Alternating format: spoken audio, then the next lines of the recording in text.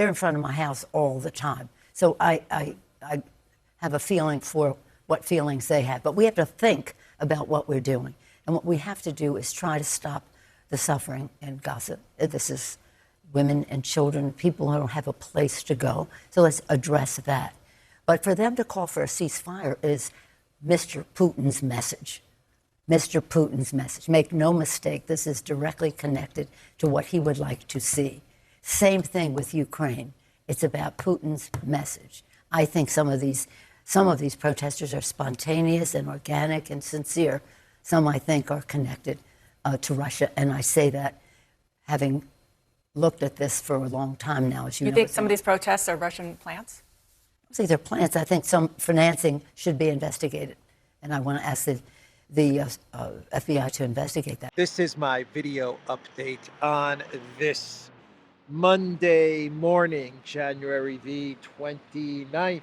Let's talk about some news. And let's start things off with Nancy Pelosi saying that all of the pro-Palestinian protesters in the United States are working for the Putin. That is what Nancy Pelosi said.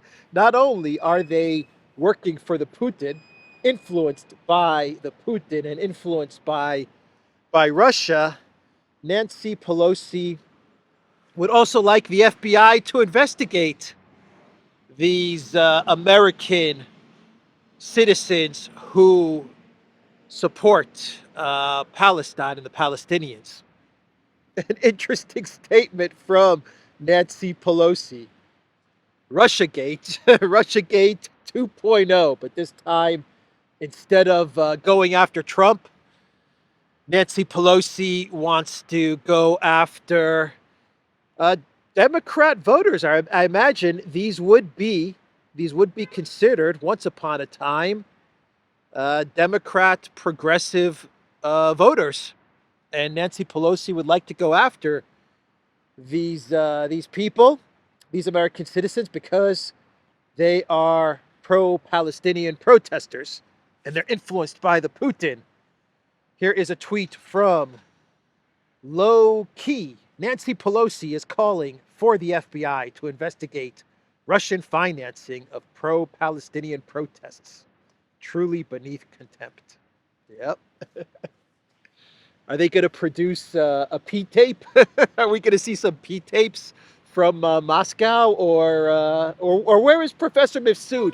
Maybe Professor Mifsud or Halper. Maybe they're part of the protests. Maybe they're hidden in somewhere in the crowds of protesters. Crazy stuff, man. Crazy stuff. Whatever happened to Professor Mifsud? Whatever happened to the Maltese professor who was, where was he teaching? In Italy? The University of Rome or something like that? Whatever happened to that guy? Or Halper? Whatever happened to Halper, who was teaching, where was he teaching? In Cambridge or Oxford or something like that? Oh, boy. So look at this photo of Putin. Oh, man, that's a great photo. Photo meme. The all-powerful, the Putin, all-powerful Putin, controlling the pro-Palestinian protesters. Oh, boy. Well, it looks like the Democrats just lost Michigan. That's a certainty now. Michigan's gone. All right, Nancy Pelosi. There you have it. So the big news of yesterday, which CNN broke, I believe late yesterday evening, like midnight yesterday evening, on a Sunday midnight, CNN breaks the story that 3 U.S. troops were killed in a drone attack in Jordan and more than 30 injured. Now, Jordan, a drone attack in Jordan. That's up for debate. That is up for debate. But look at the featured image that CNN is using. for this huge, big breaking news. Joe Biden, deep in thought, huh? As the news breaks that 3 American soldiers were killed in a drone attack in Jordan. CNN has a photo of Biden, who is deep in thought. What is Biden thinking? Check out this meme of a sweating Biden with the red buttons: war with Russia, war with Iran, war with China, or war with Texas. Those are Biden's options, and that's the big story here. The big story is a possible war with Iran. That is what everyone fears from this alleged drone attack in Jordan. Now, Biden, once this happened, or a few hours after this happened, he said, and I quote, "We will hold all responsible to account at a time and manner of our choosing." And when he means all responsible, what Biden is talking about is, of course, Iran, because the neocons, they came out and they called for an attack on Iran. Right away, the United States has to hit Iran. Lindsey Graham says, "Hit Iran now, hit them hard." Senator Cornyn says, "Target Tehran." And all the neocons came out pushing the Biden White House to attack Iran. Bloomberg, with the title, "Biden faces pressure to confront Iran after U.S. troops killed." 3 American soldiers were killed in drone attack in Jordan. More aggressive stance risks escalation Biden wants to avoid. Does Biden really want to avoid escalation? Really, Bloomberg? If Biden really wanted to avoid escalation, this could all be solved very easily and fairly quickly, which is you get a ceasefire in Israel and in Gaza. It's that simple. And you move troops out of Syria. You stop illegally occupying Syria. If you really, really wanted to avoid war, if Biden really wanted to avoid escalation, that's what he would do. And all escalation disappears. All threats or fears of war disappear. Ceasefire and stop occupying Syria. And that's it. That's simple. So does Biden really want to avoid escalation? I don't think so. I don't think so. But the neocons, they are creaming in their pants. I'm telling you, Lindsey Graham was like, yesterday evening, Lindsey Graham was like Meg Ryan in When Harry Met Sally, that famous restaurant scene where Meg Ryan fakes an orgasm. That was Lindsey Graham without the faking. that was Lindsey Graham yesterday evening. So Jordan, they claim that Iran hit U.S. troops with a drone in Jordan. Now, Jordan has come out and said no. Nope. This was not an attack inside Jordan. And actually, this was in Syria. This was in Syria. The Jordanian authorities continue to insist that the attack was in fact directed at the U.S. base in Tanf in southeastern Syria rather than Tower 22, because it does not want to draw unnecessary attention to the highly unpopular U.S. military presence on Jordanian territory. Now, let me put up a map so you can see the area that we're talking about, where the U.S. is stationed, illegally occupies this area in Syria, and then you have this Tower 22 and the other U.S. military presence in Jordan and Iraq. So you're looking at a U.S. presence in Jordan, in Iraq, and illegally occupying Syria, southeastern Syria. Area 55 is what it's known. You have the Tanf base. You have the Rukban base as well. And three countries in one area, and the U.S., bam, right there. The intersection of three countries, one of which is illegally occupied, is being illegally occupied by the U.S. So Jordan is saying, no, this wasn't a hit on Tower 22, which is in Jordan, where the U.S. is present, because analysts believe Jordan doesn't want to draw attention to the U.S. military presence. But there are other analysts who are saying that the drone strike, if this was a drone, this drone attack, actually hit the Tanf base, which is in Syria, and the U.S. doesn't want to admit as much because this would draw attention to the U.S.'s illegal occupation of Syria. So they're saying this was in Jordan. Jordan saying this wasn't in Jordan, this was in Syria.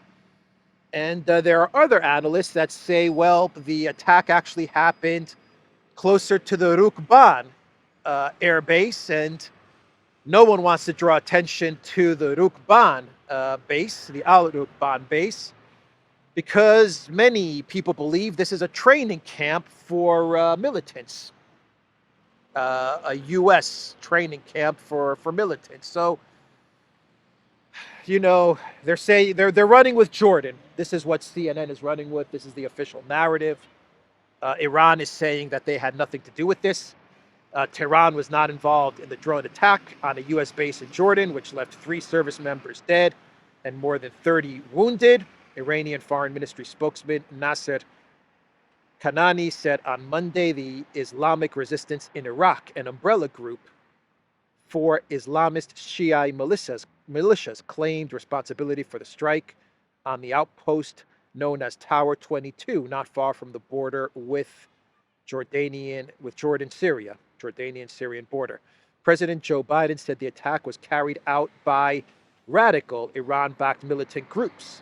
While many U.S. politicians blame Tehran directly, UK Foreign Minister David Cameron similarly pointed to Iran, urging the Islamic Republic to de-escalate in the region. It's Iran's fault. Iran needs to de-escalate in the region, according to David Cameron. Interesting take there from David Cameron, the man that destroyed Libya. Quote, as we have clearly stated before, the resistance groups in the region are responding to the war crimes and genocide, Kanani said. They do not take orders from the Islamic Republic of Iran. These groups decide and act based on their own principles and priorities, as well as the interests of their country and people. So, one very simple way to solve this, is get a ceasefire in Israel and Gaza, and get out of Syria. Get out of Syria. Stop stealing Syria's oil and resources. Stop these militant training areas that you have going on, and just get out.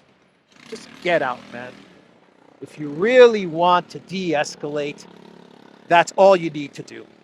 But what is Biden going to do now? Well, what is Biden going to do? Biden is a neocon. The neocons always get their way. And Lindsey Graham, as I said, he is creaming, man. He is absolutely ecstatic. I mean, this is so close to getting their war with Iran that they have always wanted. The neocons are not going to let this go. They are one step away, one missile strike away from the U.S. into Tehran or into Iran. That's how close they are from getting the war with Iran. They're not going to let this go. I hope that there are people in the Biden White House, in the administration, most likely in the Pentagon. I hope there are people that are telling Biden, don't do it.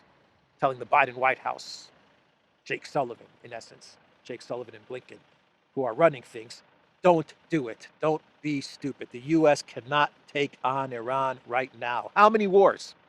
How many wars can the U.S. take on? Ukraine, the Houthis, Iran, Israel and Gaza, everything that's going on in Texas at the border, which is a huge story, a huge development.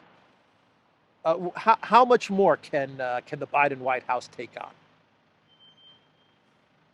I really hope that there are moderate voices telling Biden to just let it be, just let it go. I understand 3 American servicemen were killed. Um, just, just let it go, let it go. Uh, Back channel diplomacy without even know with who, with Syria maybe, with Jordan. I don't know. Do something. Talk to Jordan. This is what you do. This is what you do. Uh, Talk to Jordan. Tell Jordan that you're going to launch some missiles at Tower at wherever at not Jordan, Iraq. Talk to Iraq. What do I say? Talk to Iraq, and tell Iraqi officials that you're going to launch some drones or missiles at an empty base somewhere. You know, like just do something like that, and then come out with an announcement and say we launched various missiles at an Iraqi Iran militant group. Give it a name in Iraq, and that's that in retaliation for the strike on Tower 22 or Al Tanf or wherever. That's the way you de-escalate. But are the neocons going to let that happen? Nah. Nope. All of these U.S. troops in this area are tripwire. It's just a tripwire. The neocons knew that sooner or later, whether it was under Obama or Trump or Biden, they knew sooner or later this tripwire was going to work. And they're very close now, very close to getting a big war. A war that I think the U.S. is going to get is going to be in big trouble if something happens with Iran. That's just my feeling. That's my sense of it. The U.S. does not want this, and they don't need this. But we'll see. We will see now the response from the Biden White House. The Telegraph, they ran an article yesterday with the title, British warships lack firepower to attack Houthi land targets. Former Defense Chief brands Royal Navy missile limitations a scandal and completely unsatisfactory. So what kind of coalition are you going to build if you go to war with Iraq, right? The first person in your coalition is going to be the UK. That's what's going to happen if they decide to Iraq, if they decide to escalate with Iran. I'm mixing up all my words this morning. Yeah, so you go to war with Iran, right? You escalate with Iran, and you're going to build a coalition of the willing, because that's always what the U.S. does, right? They build a coalition, then they announce the coalition that they have going on, and of course the UK is always top of the list. Well, what coalition are we talking about when British warships, according to the Telegraph, lack firepower to attack Houthi land targets? So you can't even defeat the Houthis. You can't even hit Houthi land targets. How are you going to go after Iran? The U.S. is going to have to do all of the heavy lifting. They're going to have to do everything. And is the U.S. positioned to take on Iran? No, they're not. Absolutely, they're not. Anyway, that's the situation, everyone. We're going to have to wait and see. Nervous times, dangerous times. That's for sure. And that meme of Biden and all the red buttons it's a funny meme, but it's pretty accurate. It's a pretty accurate meme. So let's get to the other big story of the day. So much news going on. The Financial Times, they put out an article with the title, Brussels threatens to hit Hungary's economy if Viktor Orban vetoes Ukraine aid. Wow. EU strategy aims to spook investors by cutting off funding to Budapest in standoff over 50 billion package. Let me just read you some excerpts from this Financial Times article because this is unbelievable stuff. Unbelievable stuff, man. Hungary should just get out of the EU. I'm telling you.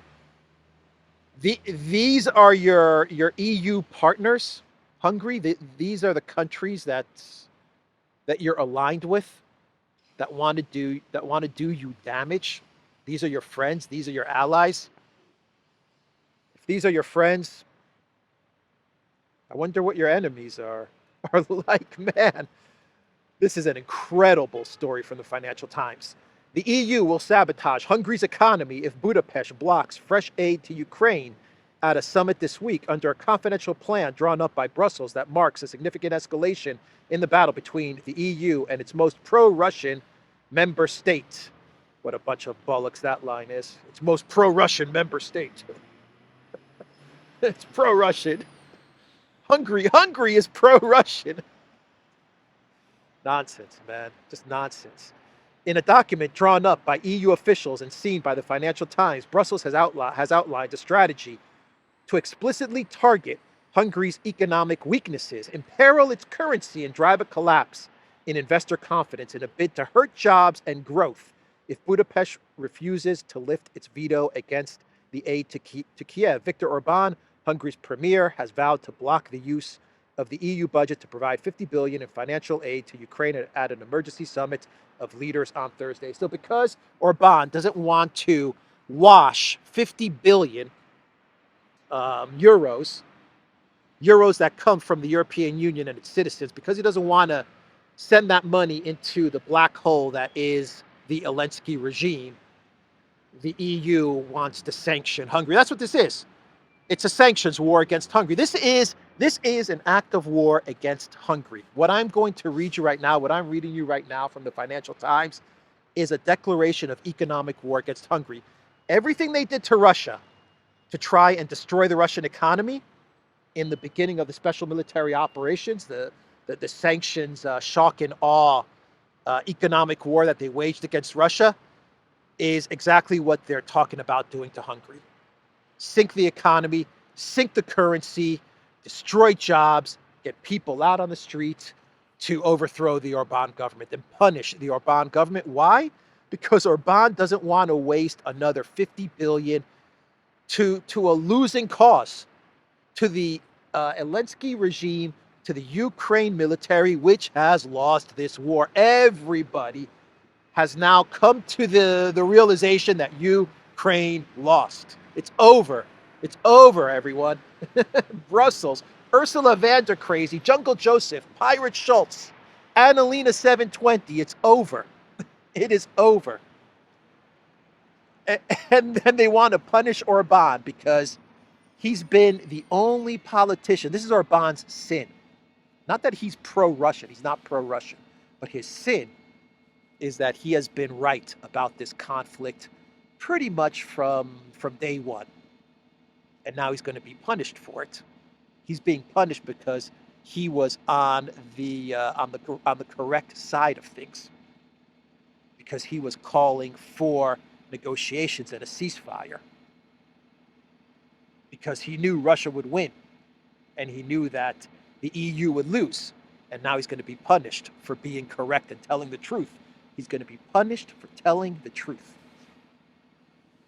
Let's see here. The Financial Times says the document produced by an official in the Council of the EU, the Brussels body that represents member states, lays out Hungary's economic vulnerabilities, including its very high public deficit, very high inflation, weak currency, and the EU's highest level of debt servicing payments as a proportion of gross domestic product.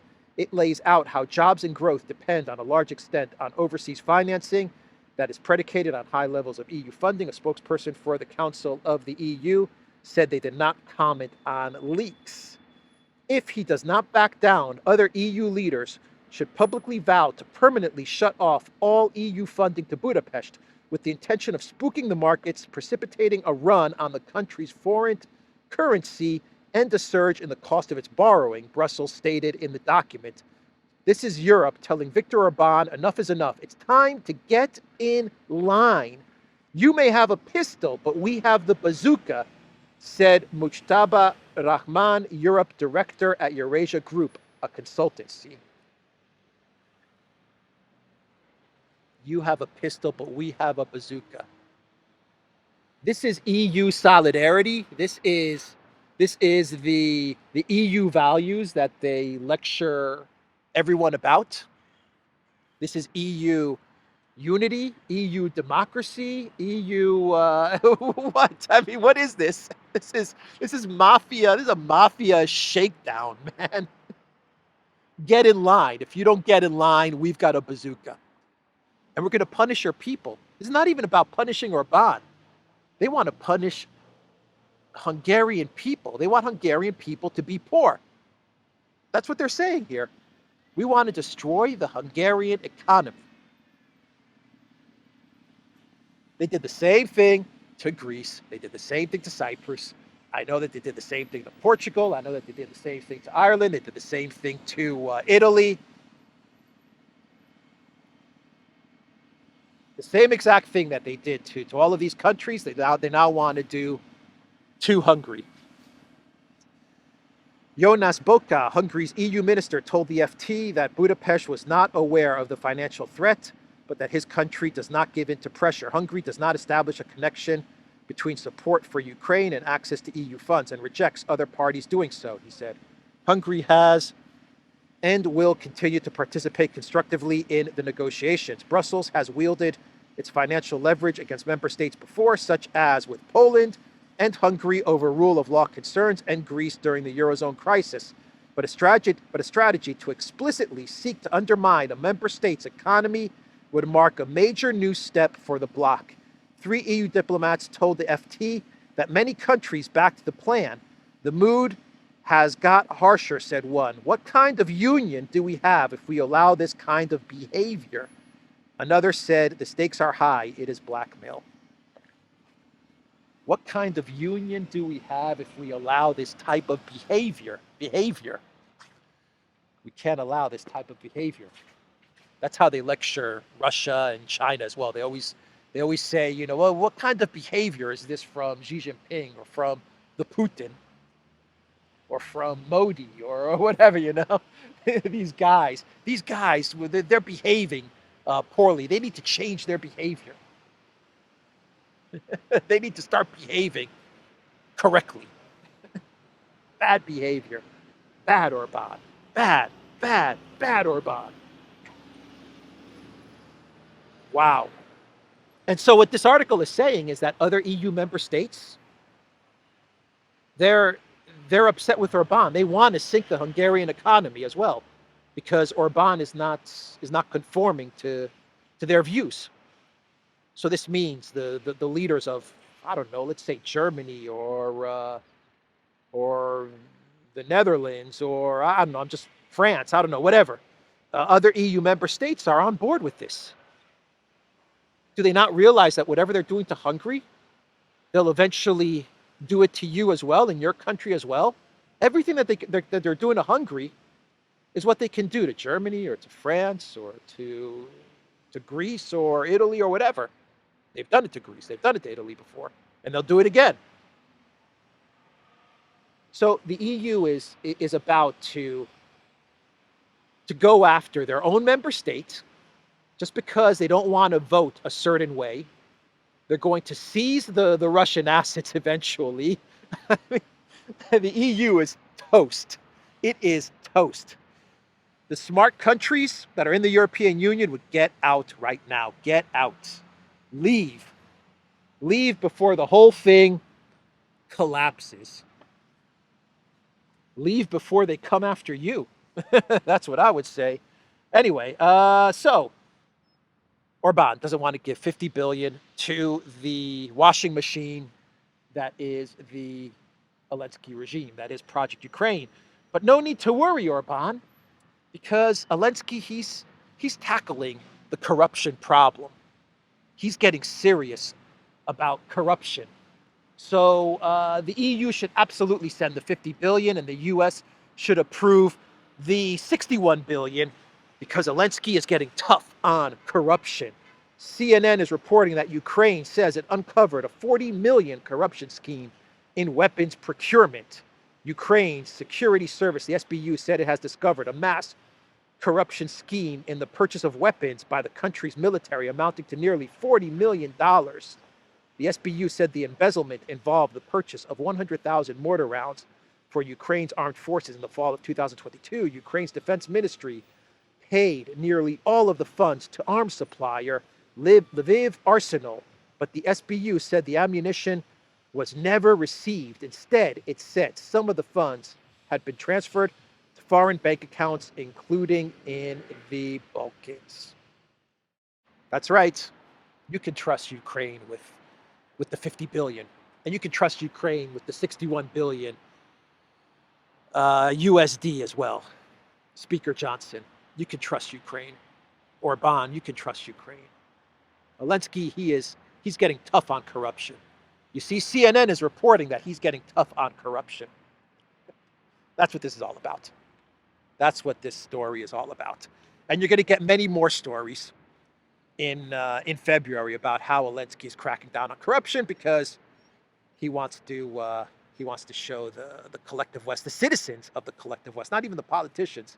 He wants to show the citizens of the collective West. He wants to show the Orbans of Hungary that nothing to worry about.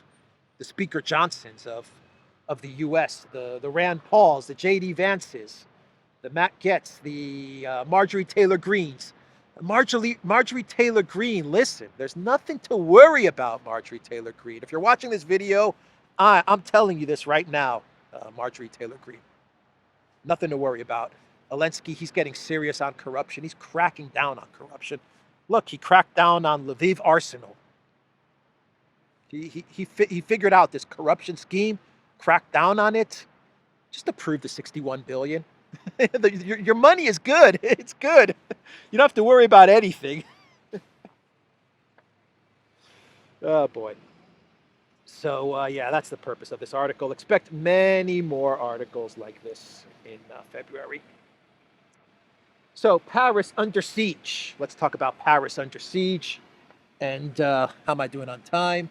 Yeah, and we'll wrap this video up. Paris under siege. I love that movie, Under Siege, with Steven Seagal. It's a great movie. But we have Paris under siege from the farmers. ABC News is reporting French farmers aim to put Paris under siege in tractor protest. Activists hurl soup at the Mona Lisa. Threat comes after activists hurled soup at the Mona Lisa at the Louvre. So we'll get to the Mona Lisa story in my clown world. But French farmers, according to ABC News, French farmers are putting pressure on the government to respond to their demands for better remuneration for their produce, less red tape, and protection against cheap imports. So the French farmers are going to blockade Paris. That's what is unfolding. And the French Interior Minister, Gerald Darmanin, he is placing 15,000 police officers on alert, or they're going to be deployed. 15,000 police officers deployed throughout Paris. I believe he said they're going to try and keep the airport, the roads to the airport open, and various other important roads. They're going to try to keep them open. But the farmers, they're going to block something like 8 major roads that go into Paris. A real blockade of Paris is what we're going to see unfold in the next, I don't know, in the next hours or in the next day or two. Actually, I think in the next hours, we might be seeing this happen. But, there's farmer protests everywhere in Europe. I'm talking everywhere. You have Germany, I think Poland, I think Romania had the farmers' protest, but I don't know if it's still going on. The last I read, it's ended. But I think the Netherlands, you have farmers' protests. Everywhere throughout Europe, it seems like the farmers are protesting. And you don't read much about this because there must be some sort of media blackout or some sort of embargo. Something has happened with the media. They've received some order from Ursula and Jungle Joseph not to report on this. because it's really hard to get information as to what's happening with these protests and in all the countries that they're taking place. But you've got a lot of farmer protests now breaking out throughout the European Union. But the big one now is going to be in France because in Paris they're going to blockade the city. France's two biggest farmer unions said in a statement that their members, based in areas surrounding the Paris region, would seek to block all major roads to the capital with the aim of putting the city under siege starting Monday afternoon. How did that economic war against Russia work out for all you guys in Europe? How did that work out? Not so good. Not so good. All right, so let's see what happens there. Let's see what's going to happen in Paris, Texas. You had Germany just a couple of days ago. I think the German protest is still going on. I don't think it's at the level that it was a couple of days ago or a week ago, but I don't think that has ended either. But wow, wow, the collective West just seems to be disintegrating, doesn't it? All for what? All for what? For lockdowns? A couple of years ago, for all the lockdowns, and for Zelensky. All of this for a clown puppet comedian actor in Kiev. Incredible. Absolutely incredible. So there are elections in Finland. Real quick, one more story, very quick. There are elections going on in Finland. The center-right party appears to be in the pole position.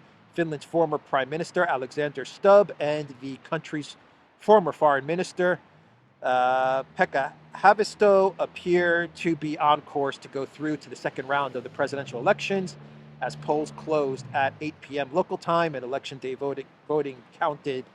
counting got underway. Figures published by Finland's Justice Department showed that among advanced voters, Stubb of the center-right National Coalition Party was in the lead with 27.3%. In second place was the liberal candidate Haavisto, a member of the Green Party, who is running as an independent with 25.8%. In third place was Jussi Halla-aho, the former leader of the far-right Finns party with 19%.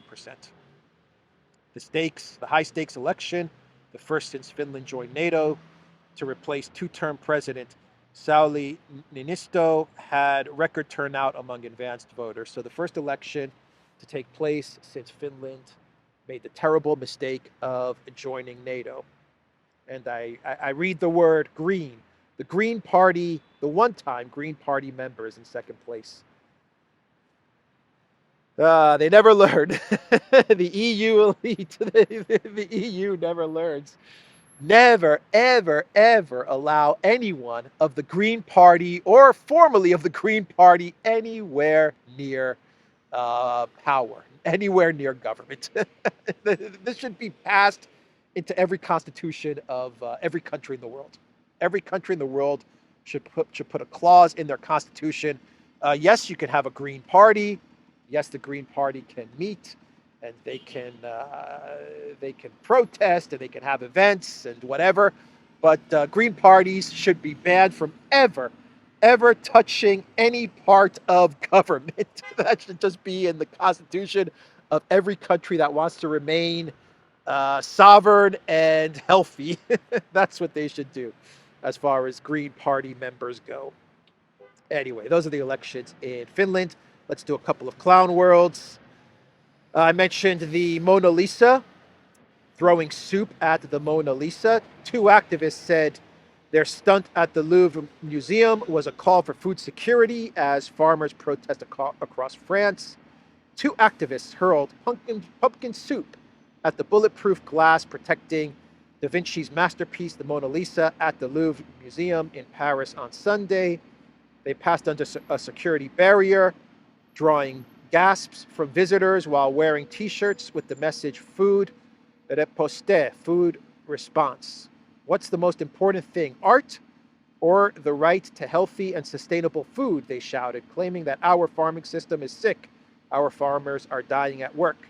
The Louvre security guards put up black screens in front of them before evacuating the room. The museum said the early 16th century painting was not damaged by the pumpkin soup and that a complaint would be lodged. Pumpkin soup. How did they choose that one? Why pumpkin soup? Stains better, or I don't know. I don't know. Interesting choice of soups. Pumpkin soup. And one more clown world from Bloomberg. Here's the title from a Bloomberg article. January 27th, by the way. January 27th, Bloomberg puts out this article. Gas-addicted Europe trades one energy risk for another. Rather than replace Russian fuel with next-generation renewables, the continent has increasingly turned to American natural gas. But it's risky too. Quite an admission from Bloomberg, huh? Boy, Europe is screwed. Boy, are they screwed. You cut off Russian gas to now be completely dependent, or almost completely dependent, on very expensive US LNG. Very expensive and not as reliable US LNG. Boy, is Europe screwed in a big, big way. Anyway, that's the video, everybody. TheDuran.locals.com. We are on Rumble, Odyssey, BitChute, Telegram, Rockfin, and Twitter X. And go to the Duran shop. Pick up our new Duran sweatshirts that I'm wearing. These are fantastic sweatshirts. Pick them up at the Duran shop. And that is, I think that is the video. Take care.